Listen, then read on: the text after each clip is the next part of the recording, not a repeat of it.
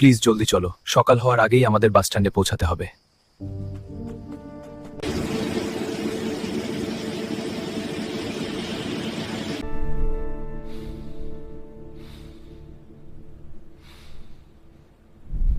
শুনুন, বুঝিয়ে বলছি, প্রাক্তন পিয়ন কিরিটি তালুকদারের একমাত্র মেয়ে পরি।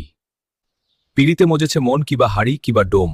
গতকাল রাত্রের অন্ধকারে বাড়ির সকলের অজান্তে বাড়ি থেকে পালিয়েছে। আরে বলো কি নন্দলাল? হ্যাঁ, এই নন্দলাল বাবুর কিছু ভুল বলেনি। চলুন দেখা যাক কতদূর কি হয়।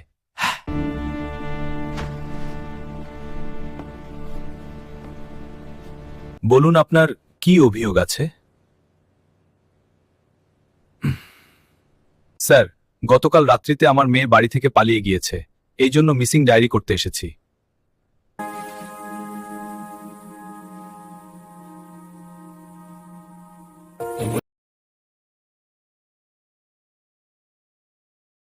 আপনারা কি ভাবছেন বলুন তো?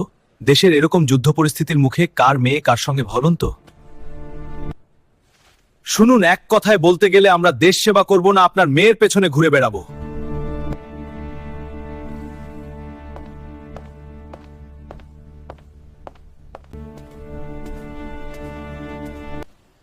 তুমি আবার আসতে গেলে কেন? তোমার জন্য জল নিয়ে এসেছি, খাও।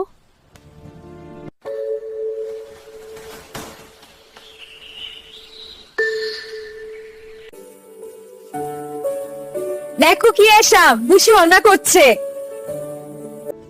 সাফ, এবার খেতে বসি। হ্যাঁ চল, তুই খুব ভালো করে সাফ করেছিস। তুইও তো এসো, মজা করি। সময় বয়ে চলে তার নিজের নিয়মে। দেখতে দেখতে প্রায় 1.5 মাস হতে চলল। কানাখুসো শোনা যাচ্ছে উত্তরবঙ্গে কোন এক জায়গায় ঘর ভাড়া নিয়ে রয়েছে, তবে সঠিক ঠিকানা জানা অসম্ভব।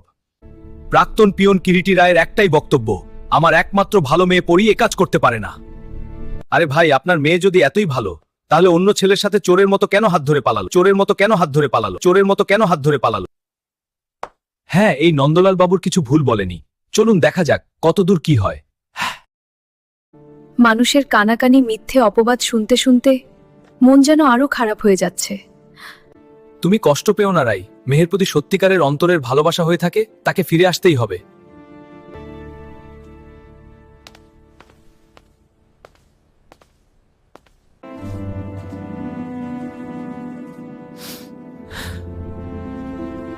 শত প্রতিবন্ধকতার মাঝেও তোর মা আর আমি দুজনেই তোকে কেন্দ্র করেই বেঁচেছিলাম। কিন্তু তুই একটা অচেনা অজানা ছেলের প্রেমে পড়ে সব ভুলে গেলি আর আমাদের ছেড়ে চলে গেলি। তোর মা তো এখনো বিশ্বাস করতে পারছে না, এমনকি আমার সাথে কোথাও বলছে না।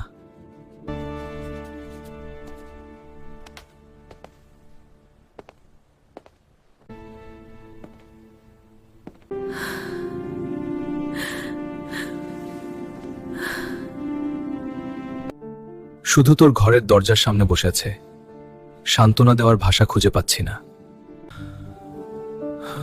তুই কি কখনো ভেবেছিস বাবা হিসেবে আমার কেমন লাগে? যখন রাতে ঘুমোতে যাই শুধু ভাবি তুই কোথায় আছিস, কেমন আছিস, খেয়েছিস কিনা। তুই তো জানিস বাস্তব কত কঠিন। প্রেমের নেশা একদিন কমে যায়, তখন বাস্তব সামনে এসে দাঁড়ায়। তখন কি সেই ছেলে তোর পাশে থাকবে, নাকি তুই একা হয়ে ফিরে আসবি চোখে জল নিয়ে?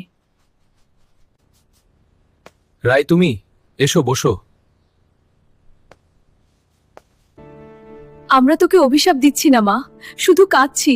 তুই যদি কখনো বুঝতে পারিস যে বাবা মায়ের কথা একটা গভীর ভালোবাসা লুকিয়ে আছে, তখন ফিরে আসিস। তোর জন্য দরজা সবসময় খোলা থাকবে।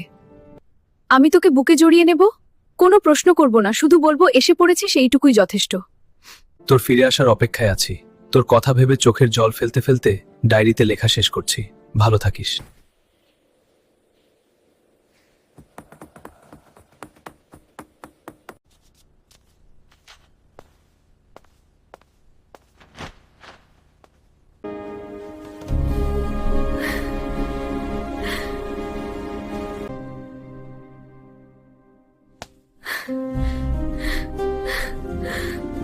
বাবা, সত্যি তোমাদের কথা না শুনে আমি খুবই ভুল করেছি।